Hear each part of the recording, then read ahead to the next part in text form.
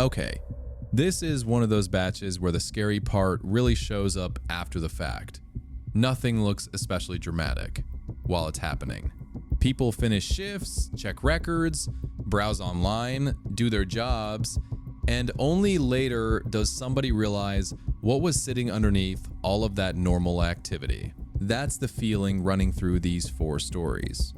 A lot of the fear comes from hindsight and from knowing just enough to understand that something was seriously wrong without ever getting the complete answer afterward. It's creepy, frustrating, and in a few places, honestly pretty difficult to imagine living with. If you enjoy this more grounded kind of horror, you can support the channel by subscribing and giving the video a like. I appreciate it. For now, let's start with a hospital worker who got a very unusual call before her shift.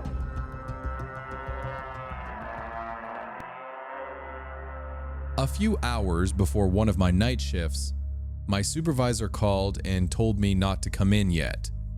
That was weird enough that I asked right away if something had happened on the unit. I'm a respiratory therapist at a large hospital in Queens, and last-minute changes are normal.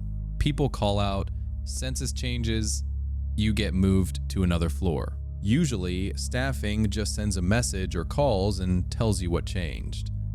This wasn't that. My supervisor said it wasn't a patient issue, and nothing had happened on our floor. She told me to stay home and wait for hospital security to contact me. Security called not long after, with someone from HR on the line.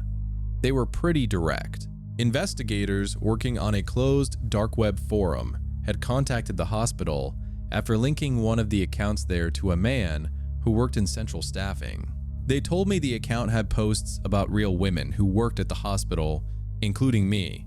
Some used actual names. Others had enough work details that there wasn't much question who he meant. The material was sexual and violent. I wasn't shown all of it, and I didn't want to be. They told me enough to understand why I had been told not to come in. The man had already been taken off duty. His system access was temporarily blocked, and he had been told not to come onto hospital property while the hospital dealt with it.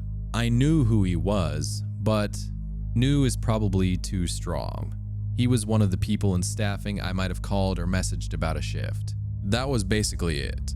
We had no personal relationship, and there had never been some earlier creepy incident with him that suddenly explained everything. Before that call, he was just a guy in an office to me. On the next call, they explained why the staffing part mattered. In some of the material, he wasn't just saying that somebody worked nights. He was using specific times that matched when certain women were actually scheduled to get off, including scheduled changes that weren't part of their usual routine. That made sense to me in a very boring work way. Central staffing could see when I was scheduled overnight and when a shift got moved or ran late. He didn't need to hack anything. Looking at that information was part of his job. They asked whether he had ever contacted me outside work or whether I remembered seeing him around after my shifts. They also asked about my home and personal accounts. Most of my answers were no, or I don't remember. I was careful about that because I didn't want to rewrite my own memory just because I knew something bad now. I wasn't going to take every exhausted walk to my car from the last year and decide some person I barely noticed must have been him. What I could explain was how people usually left after nights. We didn't all use one door. Some people headed toward employee parking, some toward the bus or rideshare puck-up, and sometimes I used the service side exit depending on where I had been working. If you knew exactly when someone was getting off, you didn't need to know much else about their life to put yourself somewhere they were likely to pass. Later, investigators spoke to several of us separately. Hospital security was there as the hospital contact, but the investigators were asking the questions. They showed me only a limited group of images connected to me and the area around the hospital. They wanted me to confirm that the woman in them was actually me, and that the pictures weren't from some hospital event or employee page. I recognized the first one because of my bag. I carry the same beat-up work bag most nights, and I knew the jacket I was wearing. I was walking away from the building. In another picture, I was near one of the stops people use after shift. I wasn't looking at the camera in either one. I had no idea anybody was taking pictures. They showed me some of the other employees too. They were leaving the hospital grounds, heading toward parking, or standing near the bus stop. Nobody was posing or looking at whoever had the camera. They just looked like people going home from work. Then they showed me the dates. Some matched nights I had actually worked, and some of the pictures went back well before anybody at the hospital knew about the forum. The investigators told me the images had been tied to the same man, and that he had taken them himself. What I could personally verify was simpler. I was in those pictures. They had been taken around the hospital after shifts, and I had not known I was being photographed. After the investigators and the hospital compared what they had found with the staffing records, the temporary restrictions became permanent. His access wasn't restored. He was fired, and as far as I was told, he was no longer allowed to work at the hospital. I had one more round of questions after that. They asked again if he had ever threatened me directly or followed me anywhere away from the hospital area. I still had nothing to give them. There was no message or incident near my home that I could honestly point to and say it was him. They also went through the material looking for something more specific than the fantasies and photographs. The way it was explained to me, they were trying to see if there was evidence that he had been preparing to actually hurt a particular woman. I wasn't shown everything they reviewed, and I wasn't part of that investigation. I was only told what applied to my situation. They did not find evidence of a specific plan to attack me. That didn't make the pictures less real. He had still known when I was getting off work, and the investigators had established that he was the one taking them. But proving that and proving what he planned to do next were two different things, and nobody could give me the second answer. After he was fired, I never heard of anything else involving me. He didn't contact me, and I wasn't told about any new pictures or attempts to reach the other women. He never came back into my work life in any way that I knew about. Eventually, work just became work again. I went back to nights, got moved around when staffing needed it, stayed late sometimes, and left through whatever exit made sense at the end of the shift. From the outside, none of that looked different. I noticed it differently though. A schedule wasn't just a schedule to me anymore. If I got held an extra hour, I thought about who could see that. Walking toward the bus stop or rideshare puck-up didn't suddenly feel like some horror movie situation. But it didn't feel completely neutral either. I knew how little information somebody had needed to know where I would probably be. I still don't know whether watching us was the whole point for him, or whether the investigation stopped something before it got any further. I think living with the uncertainty afterward might be worse than finding out he was watching in the first place. The hospital could remove him, investigators could confirm the photographs, and everyone could establish exactly how he knew when these women were leaving work. But none of that answers the question the narrator actually has to carry around. Why? Maybe photographing them was the entire obsession. Maybe it wasn't. There's no clean way to know. And now every completely normal schedule change has this extra meaning attached to it. Staying an hour late used to mean staying an hour late. Now it also means somebody with the right access could know exactly when she walks outside. That's a miserable thing to have added permanently to your routine. I found out one of our support workers had been secretly taking photos of clients. I've gone back and forth on posting this because there are obvious privacy issues, so I'm keeping a few things vague. I work in compliance for a small supported accommodation provider in Adelaide. We run a handful of houses for adults who need different levels of day-to-day support. Most of my job is boring.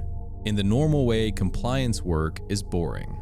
I check complaints, staff records, and whether what was supposed to happen on a shift actually happened. One morning, my supervisor called me in and said we'd received an external request. Someone had found a group of images in a closed dark web community and wanted us to confirm whether any of the rooms or people in them were connected to our organization. That was about all I was told. I asked who had found them and who was handling the outside investigation, but I was basically told I only needed to deal with our side of it. The first image took me maybe 10 seconds to place. I'd been inside that house during routine compliance visits, and I recognized the room from the layout and one fixed detail near the wall. Then I recognized the client. I'm not going to describe the image. There's no reason to. It was a private, ordinary situation where the person had every reason to expect privacy, and it was obvious they weren't posing for somebody. There was no sign of some elaborate hidden camera setup either. As far as we could tell, it could have been taken with a normal phone. Staff had phones on them all the time, for normal reasons. Seeing a support worker take one out in a house would not automatically make anyone suspicious. My supervisor and I went through the rest and wrote down only what we could actually identify. We didn't start guessing staff names because at that point we had nothing to justify it. It became clear pretty quickly that this wasn't one client or one random incident. We recognized several people, and they didn't all live in the same house. A stranger somehow getting into multiple supported accommodation houses and ending up close enough to take those photos didn't make much sense. The images looked like they had been taken in circumstances where a support worker being nearby would have been completely normal. That still didn't tell us who did it. It just told me what kind of access I needed to look at. We had permanent workers and casual staff moved around when somebody called in, or a house needed cover. Some shifts involved personal care, so being close to a client or their belongings was not unusual either. We keep roster history, so I pulled the records for each person we had identified. I thought it might be straightforward. It wasn't.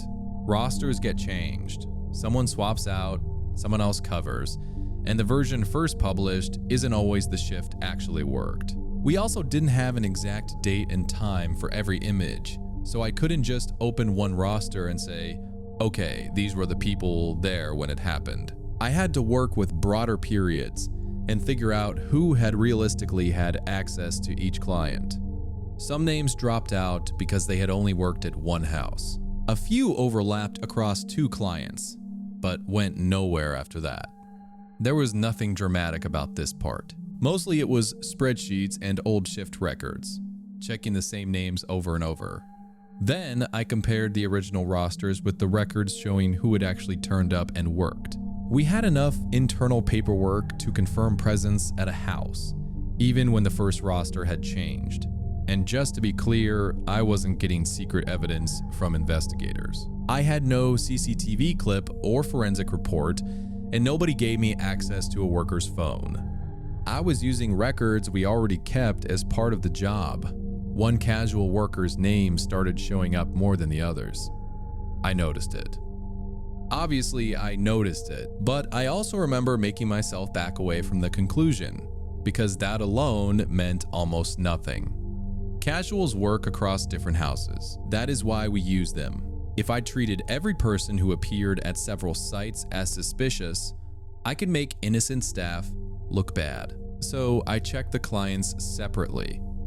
At one house, this worker had covered permanent staff pretty regularly. At another, he'd only done a few short shifts. Somewhere else, he'd been sent in during a staffing shortage. None of it looked strange on its own. If I had seen those entries months earlier, I would have scrolled straight past them. That's the part I still have trouble explaining without sounding like I'm defending the organization. If a worker was assigned to a shift, they were supposed to be there. Being in a client's room for support or having a phone in their hand was not some automatic warning sign. A phone was just a phone. I kept going through what had actually been worked instead of trusting the original schedule. Every time another name failed to fit all the clients, that same casual worker was still there. I still didn't call it proof. Getting this wrong could destroy somebody's job and reputation. Eventually, I put the cleaned up records next to each other again. One name was present across every identified client during the periods we were checking. I took it to my supervisor, and we went through it all again. We needed to be sure the roster changes weren't giving us a false match. They weren't.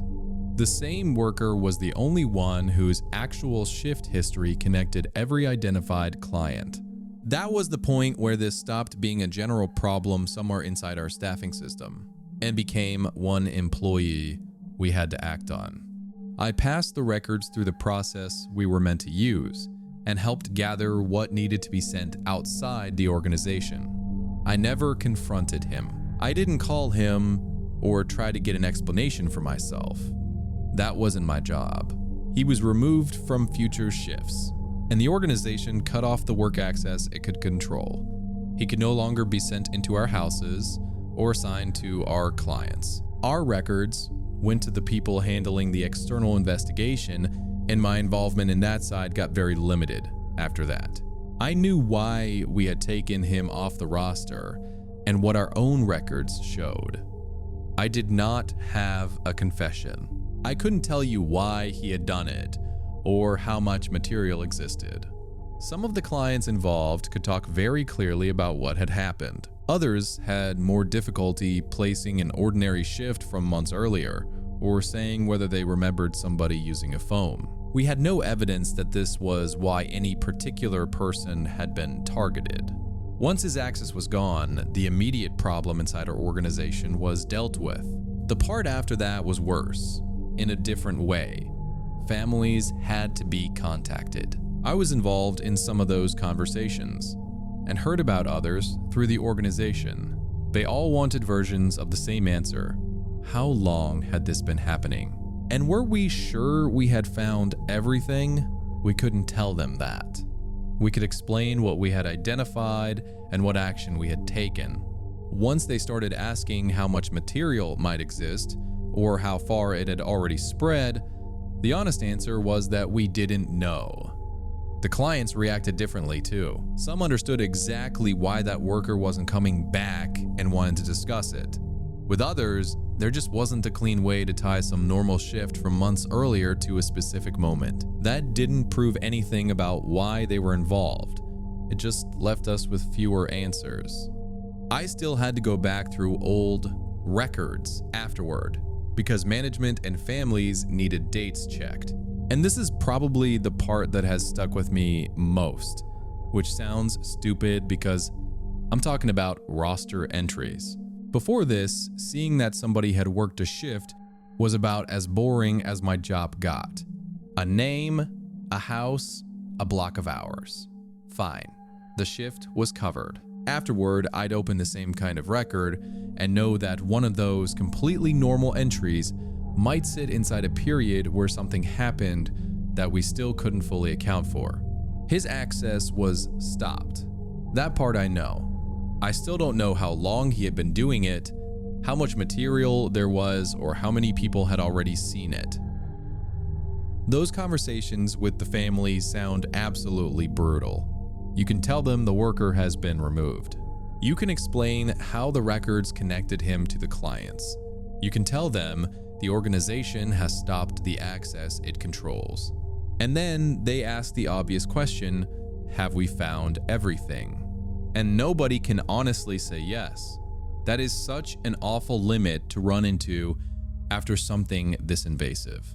The immediate threat can be dealt with, but digital material does not politely return itself once access is cut off. And for some of the clients, there may not even be a clear memory of the moment the photograph was taken.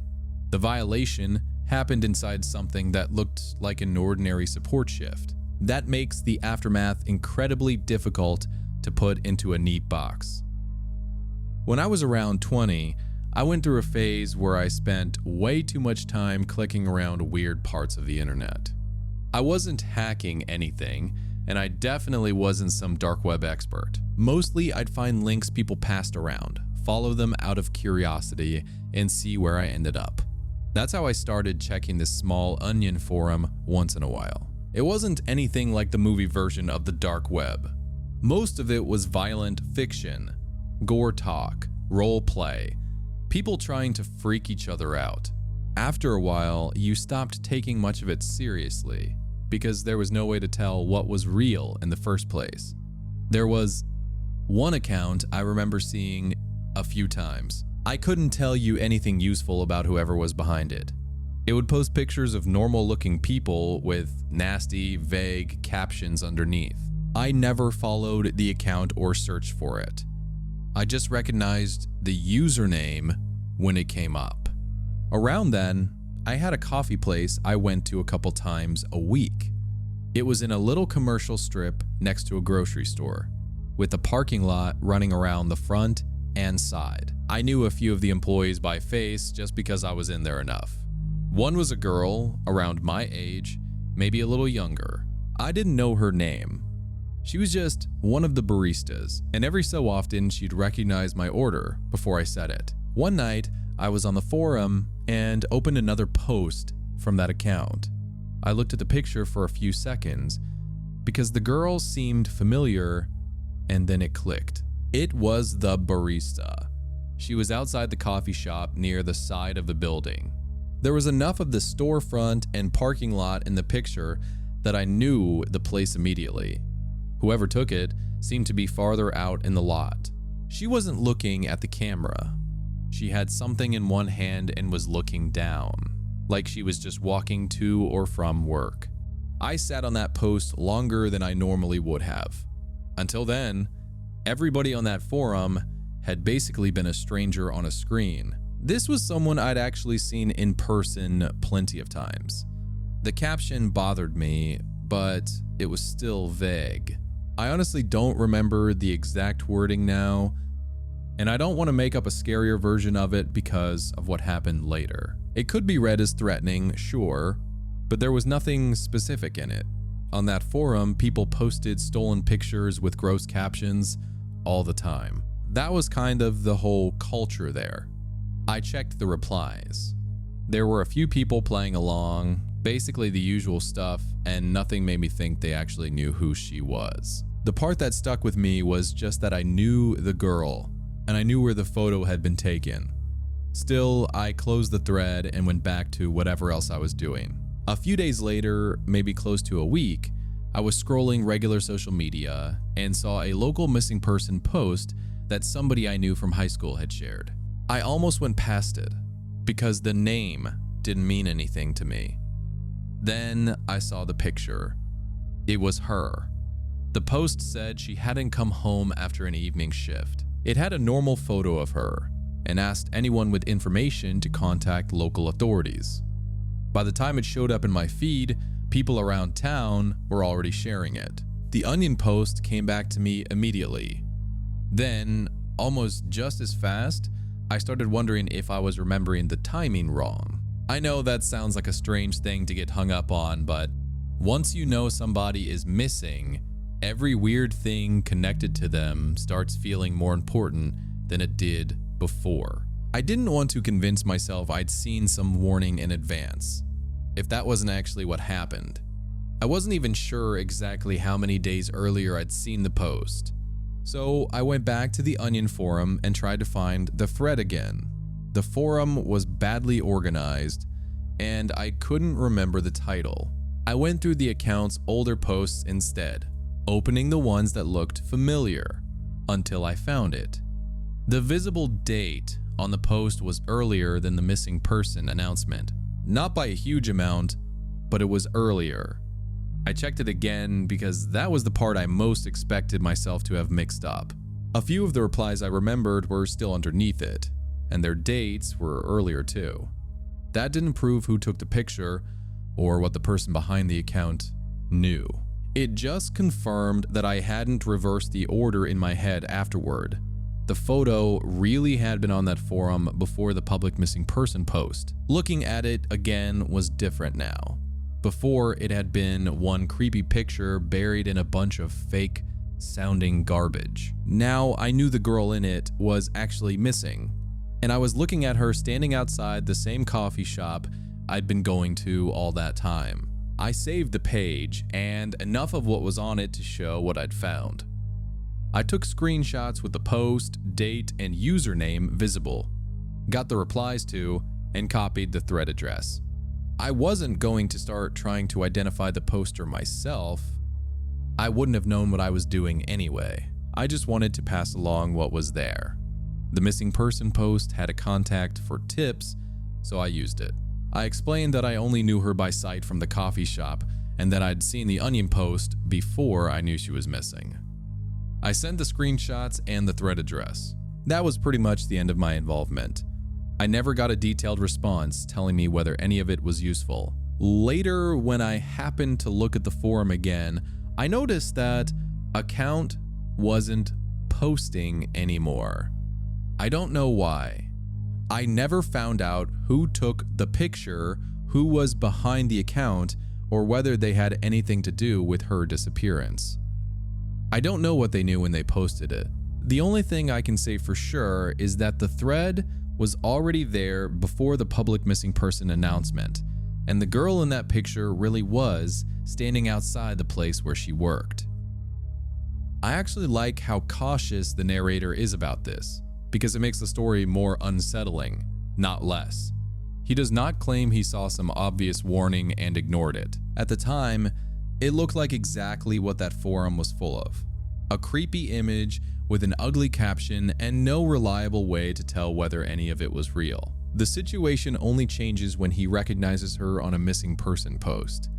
And even then, he goes back and checks the dates before trusting his own memory. That chronology is the only solid connection he has. It doesn't solve the disappearance, but it means the photograph existed before everyone publicly knew she was missing. I can see why you would never completely stop wondering what the person behind that account knew. I'm not really sure where this belongs, but I've been thinking about it again lately and figured I'd write it out. I was 33 when this happened and working infrastructure support for a small IT company in South Florida. Nothing exciting. Most days were server maintenance, migrations, monitoring, or fixing something after a client changed a setting and then swore they hadn't touched it. We worked out of a pretty normal office too. No wall of giant monitors, no locked cyber lab, nothing like that. Half the time, somebody was arguing with a printer or eating lunch at their desk.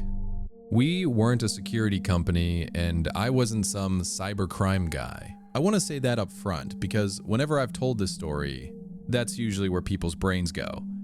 I was basically a systems guy at a small outside contractor. If another company needed extra hands for a project, without hiring somebody full-time, a place like ours might get pulled in. That's how we ended up with a job that was way outside our normal client list. I remember reading the first bit of paperwork and thinking somebody had routed it to us by mistake. The weird part was the context, not the technical work itself. A dark web marketplace had already been taken over before we were brought in. And our piece was to keep a few parts of it running normally until whoever was in charge told us to stop. I don't know how the site was taken over. I don't know exactly which agency had what role, and I never got some big briefing about the case. Maybe somebody above me knew more. I didn't. I had what I needed to do my piece of the job, which honestly wasn't that different from maintaining any ugly old web service, except for what people were selling on it. They gave me a separate work account with limited permissions and pretty basic instructions. Keep our part stable, make sure pages and attachments still worked, and don't start changing things outside our scope. If I saw something unusual, I was supposed to send it to one specific contact and leave it there. The other instruction was that the marketplace had to keep looking basically normal to the people using it. That sounded strange when they first said it, but it wasn't presented like some dramatic secret. More like, don't mess with the front end. Keep your area working, report anything weird. I assumed there was a reason for it that didn't involve me. At the time, that was good enough. Part of my routine was opening a small sample of newly created listings. I wasn't reading the site for entertainment, and I wasn't doing evidence review. I'd open a listing, make sure it displayed properly, check the attached proof if there was one, then move on. The market had stolen accounts, alarm credentials, home camera access, that kind of thing. I didn't need to know much more than that to understand what I was looking at. I'm sure there was worse on there, but I wasn't browsing around to find out. What I did see was bad enough. Still, after a few hours of doing the same check, your brain starts treating it like interface noise. That probably sounds cold. I don't mean I thought any of it was fine. I mean, when your job is, does this page work? Eventually that's what you start seeing first. After a few shifts, I had a routine. I'd log in, check the stuff assigned to us, open a handful of recent listings, and move on. New posts weren't surprising. The people using the marketplace obviously didn't know the site had been taken over, so from their side, they were still doing business like normal. One of the listings I opened was selling access to a home camera. That alone didn't stand out. I'd seen the category before. The preview just looked like a room, and I clicked the attached proof because that was part of the check. When it opened full size, I realized it was a kid's bedroom. Small bed against the wall, toys off to one side, some clothes around. Nobody was in the frame, and nothing violent was happening. Honestly, that made it worse in a different way. It just looked like somebody's normal room. I still treated it like an attachment check at first. The image loaded, so technically that part was fine. I was about to close it when I noticed the timestamp burned into the bottom. I don't remember the exact minute anymore. I remember the date. It was recent, way more recent than I expected. I went back to the listing and checked when it had been posted.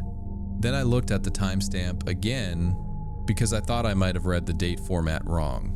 I actually sat there for a few seconds doing the dumb little mental conversion twice because I was hoping I had mixed up the month and day. That happens more than people think when you stare at dates and logs all day, especially when different systems format them differently. My first thought was that the seller had reused an older proof image and I was mixing something up. So I checked again. The listing itself was new. It had been created after the site was already under control of the operation. The timestamp on the proof was from that same day. There wasn't any clever technical discovery here. I didn't trace anything or crack an account. It was literally just two dates sitting in front of me that matched in a way I really didn't want them to. And this is where I need to explain my access because I know the obvious question is why I didn't just connect to the camera or find the address myself. I couldn't. My account didn't give me some master view behind every listing. I couldn't identify the family from the picture, pull their address, or jump into the feed. My access was limited because my job was limited. There were a few short comments under the listing. Normally, I barely looked at those unless something on the page was broken, but after seeing the date, I read what was already there. One person asked about the audio quality. The seller said the microphone worked. That was the part that got to me. I already knew people were still posting. I already knew camera access was sold there. But now, I was looking at a proof image taken that day from inside an actual child's room, and strangers underneath it were asking whether they could listen as well as watch. Up until then, it had all been ugly data on a marketplace I was helping keep functional. After that, I couldn't really flatten it back into that. I wrote down the listing ID, the time, and the few facts that mattered, then messaged the contact we'd been given. I kept it boring on purpose. New listing, home camera, proof image dated today, seller says microphone works. I didn't add a paragraph about how messed up it was. They didn't need my opinion. The reply came back pretty quickly. They acknowledged it and said the information was being passed on. No big discussion and no request for me to investigate further. Later, when I refreshed the page, the listing was gone. And that was basically the entire visible response from where I was sitting. Nobody told me whether they figured out where the house was or contacted the family. I asked myself both of those things immediately, obviously, but there was nowhere useful for me to go with them. For all I knew, another team handled it, or they already had information I couldn't see. The account they gave me didn't let me find out, and I wasn't going to start wandering outside my assigned access trying to play investigator. The part that bothered me was that the rest of the site was still up. Again, I knew that was the arrangement. It wasn't some twist where I suddenly discovered the marketplace was still active. I had literally been hired to help keep parts of it stable. But before that listing, keep it looking normal felt like a technical instruction. After the kids' room, it was harder to hear it that way, even though nothing about the instruction had changed. So I went back to work. That sounds terrible written out, but that's what happened. For the next few days, I kept doing the same checks. I didn't start hunting for other cameras or digging through user accounts. I stayed inside the task I'd been given. At some point, I asked the contact if they needed anything else from me on that specific listing. I wasn't asking for a case update. I just wanted to know if there was another technical action on our side. They told me the information had been sent where it needed to go, and there was nothing else required from the contractor. That was the last thing anyone ever told me about that house. Not long after that, we got the normal instruction to prepare for the end of support. There was no dramatic shutdown call or anything like that. It looked almost stupidly ordinary from our side, which I remember bothering me more than it probably should have. It was just another work instruction, in the same place where I got normal support tasks. We did the final checks on the components we handled, closed out our tickets, and confirmed the temporary credentials no longer worked. Then the contract was done. Nobody from the marketplace contacted me. Nobody threatened me. The site didn't pop back up in some creepy way, at least not anywhere I was involved with. I know people will probably have opinions about why the site stayed online for those extra days. I do too, if I'm being honest. But I still don't know enough about the larger operation to pretend I know what the better call would have been. I also don't know what happened to the family in that bedroom. I never found out if they were identified, if somebody warned them, or if anyone got to that camera in time to shut the access down separately. Having to report that listing and then simply return to work is such a strange kind of horror. There is no chase, no confrontation, and no moment where the narrator gets to personally fix anything. He sees a live-looking image from a child's bedroom, reads strangers discussing the microphone, sends the information where he was instructed to send it, and then his actual responsibility is to keep doing his job. That sounds emotionally impossible, even if it makes perfect procedural sense. I don't think wandering outside his access and trying to investigate the family himself would have helped. But I completely understand why the marketplace could never become background noise again after that. Once an anonymous listing turns back into somebody's actual bedroom, the screen stops feeling distant. I think the hardest thing about this group of stories is how incomplete every answer feels.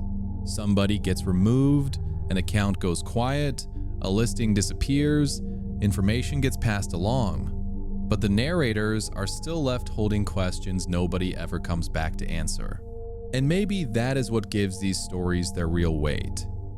They do not end when the immediate problem is dealt with. They end with somebody going back to work or back to normal life while knowing a little more than they wish they did. So I'm curious, would you rather eventually know the full truth in situations like these, even if the answer was terrible? Or would you rather leave some questions unanswered? Thanks for listening all the way through. Drop your thoughts below, and if these kinds of stories are your thing, liking the video and subscribing definitely helps. That's it for this one. I hope the rest of your day is considerably less unsettling.